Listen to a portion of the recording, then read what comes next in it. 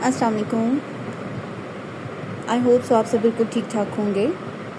आज हमने जो टॉपिक स्टार्ट करना है वो हमारे पास एक्चुअली में है अल्ट्रासाउंड के बारे में। तो मैं आपको अल्ट्रासाउंड के बारे में थोड़ा सा इंट्रोडक्शन देना स्टार्ट करती हूँ।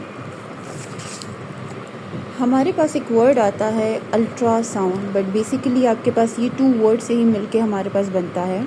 जैसे कि आप देख रहे हैं आपके पास, मैंने पहले से ही यहाँ पे नोट डाउन कर चुकी हूँ सब कुछ।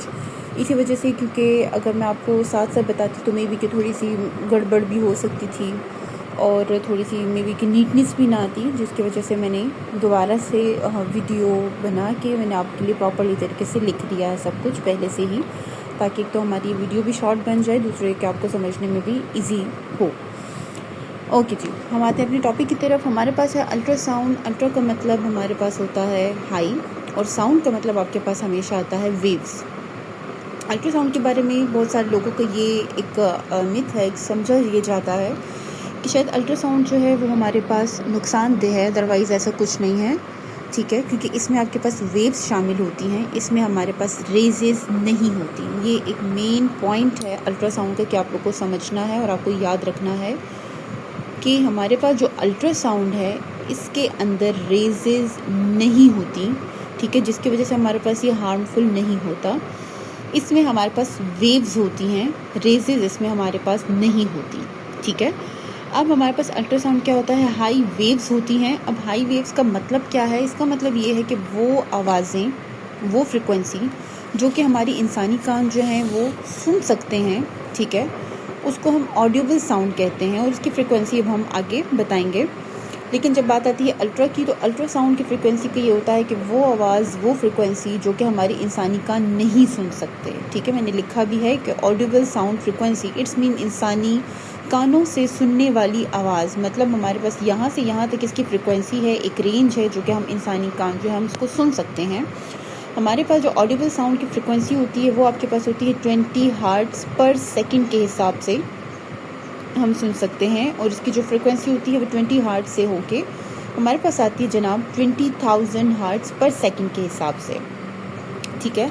आपके पास ये जो हर्ट्ज़ है ये क्या है? एक्चुअली ये हमारे पास होती है पर सेकंड। मैं आपको पूरा यहाँ पे लिख देती हूँ ताकि आपको ये थोड़ा सा आसान हो।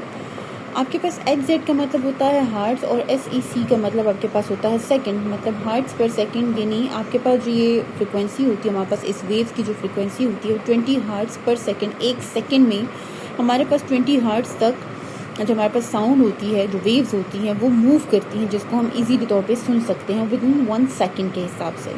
ये 20 हर्ट्ज़ से लेके हमारे पास 20,000 हर्ट्ज़ तक पहुंच सकती है, जिसको हम इंसानी कान सुन सकते हैं, ठीक है। अब इसको और भी मज़ीद अगर हम शॉर्ट करना चाहते हैं तो आपको पता है ऑलरेडी कि जब आपके पास 1000 आती है तो 1000 आपके पास 1 किलो के बराबर होता है, इस तरह से, ठीक है। तो हम इसको थोड़े से शॉर्ट करने के लिए क्या करते हैं, आपके पास जो ये 1000 है उसकी जगह में यहाँ पे शॉर्टकट के लिए हमने जस्ट के लगा दिया, इट्स मीन किलो। तो हम इसको आसानी के लिए ये ज़रूर कह सकते हैं कि 20 हर्ट्ज़ पर सेकंड से लेके हम ये कह सकते हैं कि 20 किलो हर्ट्ज़ पर सेकंड। आप इसको इस तरह से भी बोल सकते हैं, 20,000 हर्ट्ज़ पर सेकंड भी कह सकते हैं। अगर नहीं तो आप 20 किलो हर्ट्ज़ पर सेकंड भी कह सकते हैं। ये हमारे पास वो फ्रिक्वेंसी है जो कि हमारी इंसानी कान सुन सकते हैं। अब हम आते हैं अल्ट्रासाउंड फ्रिक्वेंसी की तरफ। अल्ट्रासाउंड फ्रिक्वेंसी ऑलरेडी हमने पढ़ लिया है कि हमारे पास हाई वेव्स हैं, ठीक है। हाई वेव्स इट्स मीन कि हमारे इंसानी कान जो है वो अब उसको नहीं सुन पाएंगे, इसी वजह से हम इसको अल्ट्रासाउंड फ्रिक्वेंसी कहते हैं, ठीक है। अब इसमें आपके पास क्या है, 20 हर्ट्ज़ पर सेकंड, सॉरी 20,000 हर्ट्ज़ पर सेकंड से लेके आपके पास 30 मेगा हर्ट्ज़ पर सेकंड आता है। हम इसको और भी शॉर्ट करने के लिए हम यहाँ पे लिख लेते हैं कि 20,000 जो हमारे पास है, मैंने उसको किलो में कन्वर्ट कर दिया है कि 20 किलो हर्ट्ज़ पर सेकंड टू 30 मेगा हर्ट्ज़ मैंने यहाँ पे शॉर्टली नीचे कर दिया है। अगर आपने इसको मज़ीद शॉर्ट करना है और इजी करना है तो आप ये कह सकते हैं कि 20 किलो हर्ट्ज़ पर सेकंड टू 3 लाख हर्ट्ज़ पर सेकंड। मीन्स अगर आपके पास कभी भी कोई क्वेश्चन आता है और आप उसको इस फॉर्म में लिखते हैं कि हमारे पास ऑडिबल साउंड है तो भी वो करेक्ट है, अगर आप उसको इस फॉर्म में लिखते हैं तब भी करेक्ट है। अगर आपके पास अल्ट्रासाउंड फ्रिक्वेंसी की बात आती है, अगर आप इसको फर्स्ट वन लिखते हैं ये भी करेक्ट है। अगर आप इसको सेकंड शॉर्टकट आपने यहाँ पे एम कर दिया है, यहाँ पे आपने किलो कर दिया और मेगा कर दिया है, तब भी आपके पास करेक्ट है। अगर आपने इसको मेगा हर्ट्ज़ की जगह, आपने 30 मेगा हर्ट्ज़ की जगह आपने इसको जस्ट 3 लाख में कहा है तो भी आपके पास ये बिल्कुल करेक्ट है। अब ये वो फ्रिक्वेंसीज़ हैं जो कि हमारी इंसानी कान नहीं सुन सकते, तो जब हम इसको नहीं सुन सकते हम इसको पल्सेस के थ्रू हम इसको जस्ट देख सकते हैं। और हम इसको तब देखेंगे जब हम अल्ट्रासाउंड की तरफ इससे आगे जब हम जाएंगे, ठीक है। जब हम अल्ट्रासाउंड का प्रैक्टिकल करेंगे, जब हम प्रैक्टिस स्टार्ट करेंगे, तो उसमें आपके पास होता है एक मॉनिटर, और मॉनिटर के ऊपर जब आपको कोई ऑर्गन नज़र आता है तो उस ऑर्गन आपको तो सामने फ्रंट पे उस मॉनिटर पे जस्ट ऑर्गन नज़र आएगा, लेकिन उसके बैक साइड पे बहुत सारे इस तरह वेव्स होती हैं, बहुत सारे से पल्सेस होती हैं जो कि अपना काम कर रहे होते हैं, ठीक है। और उससे ही हमारे पास आपको सामने एक ऑर्गन नज़र आता है, लेकिन बैक साइड पे ये सारा काम उसका हो रहा होता है। एक्चुअली में ये वो चीज़ें हैं, ये वो अल्ट्रासाउंड आपके पास वेव्स हैं, वो फ्रिक्वेंसी है जो कि हम देख नहीं सकते, सॉरी हम सुन नहीं सकते, ठीक है, क्योंकि वो आपके पास ऑडिबल साउंड से ज़्यादा होती हैं।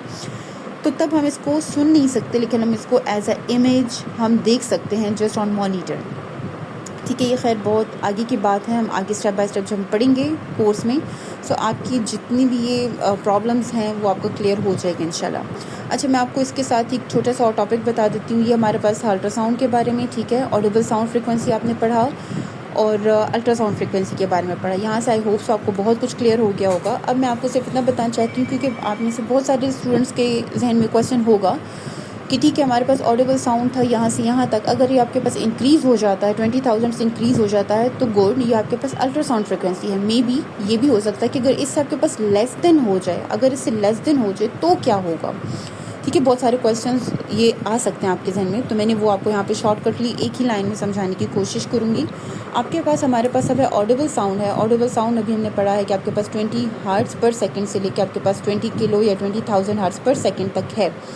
लेकिन अगर आपके पास 20 हर्ट्ज़ पर सेकंड से अगर आपके पास कम हो जाती है, ठीक है, मींस 10 हर्ट्ज़ है, 5 हर्ट्ज़ है, 15 हर्ट्ज़ है, व्हाटएवर जो भी आपके पास आती है, वो आपके पास कहलाती है इंफ्रासाउंड, ठीक है। ये हमारे पास वो फ्रिक्वेंसी होती है जो कि हमारे पास जानवर सुन सकते हैं, ठीक है। तो ये आपके पास होती है इंफ्रासाउंड, हम इसको कहते हैं। ये हम नहीं सुन सकते, ये सिर्फ एनिमल्स सुन सकते हैं, जिसको हम इंफ्रासाउंड कहते हैं। और ये आपके पास लेस देन होती है 20 हर्ट्ज़ पर सेकंड से, ये लेस देन होगी। मैंने यहाँ पे निशान भी बनाया है कि लेस देन का है, ठीक है। अगर 20 हर्ट्ज़ पर सेकंड से लेस देन है तो हम इसको इंफ्रासाउंड कहते हैं, और ये एनिमल साउंड होती है, मतलब ये वो सुन सकते हैं। इसके बाद इनके पास ऑडिबल साउंड होती है जो कि हम सुन सकते हैं 20 हर्ट्ज़ पर सेकंड से 20,000 हर्ट्ज़ पर सेकंड तक होती है, जो कि हम सुन सकते हैं, इंसानी कान इसको सुन सकते हैं। अगर आपके पास 20,000 हर्ट्ज़ से भी ये इंक्रीज़ हो जाता है, ठीक है, तो ये हमारे पास फिर अल्ट्रासाउंड फ्रिक्वेंसी कहलाती है, जो कि हम भी नहीं सुन सकते। और अल्ट्रासाउंड फ्रिक्वेंसी हम देख सकते हैं, लेकिन वो आप इस फॉर्म में देखेंगे जस्ट मॉनिटर पे। और अगर ये फ्रिक्वेंसी कोई सुन सकता है तो वो हमारे पास बर्ड्स होते हैं, ठीक है।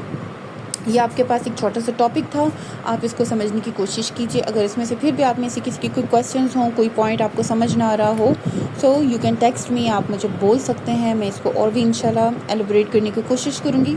अदरवाइज़ आई होप सो, जिस तरह से मैंने आपको डिटेल से आपको जस्ट ये छोटा सा टॉपिक बताया है, समझाया with examples, I hope so कि आप सबको बहुत अच्छी तरह से समझ आ गया होगा। इसके बाद इंशाल्लाह हम अपने नए टॉपिक की तरफ जाएंगे, इसके बाद हम और टॉपिक्स की तरफ जाएंगे। मैं कोशिश ही करूँगी कि साथ साथ फ़िलहाल नहीं, लेकिन जब थोड़ा बहुत हम इसको आप थोड़ा समझ लेंगे, थोड़ा हमारा कोर्स जो है वो थोड़ा सा लेंथी हो जाएगा, देन उसके बाद में इंशाल्लाह आपको प्रैक्टिकल के थ्रू भी मैं आपको बहुत कुछ क्लियर करवाने की कोशिश करूँगी। तो तब तक अपना ख्याल रखिएगा, अपने पेरेंट्स का, अपनी हेल्थ का, बाकी सबका बहुत ख्याल रखिएगा। मेरी तरफ से बाय बाय, अल्लाह हाफ़िज़।